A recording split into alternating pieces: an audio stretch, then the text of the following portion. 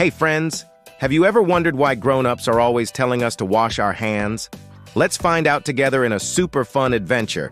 Look at all these awesome things to do. We can play with our favorite toys, give our fluffy pets a big hug, and eat yummy snacks. But wait, there's something tiny and invisible hiding here. Let's take a super-duper close look. Whoa! These are germs! They look like little cartoon monsters, don't they? They're mischievous and can sometimes make us feel a bit yucky.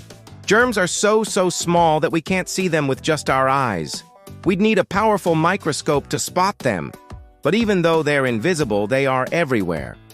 They're on our hands after we play. They love hanging out on doorknobs, and they even have parties on our phones. These sneaky little germs can travel. When we touch our eyes, nose, or mouth with unwashed hands, the germs can sneak into our bodies. They can also hop onto our food if we don't wash up before eating. That's how they can make us feel sick. But don't you worry. We have a superpower to defeat them.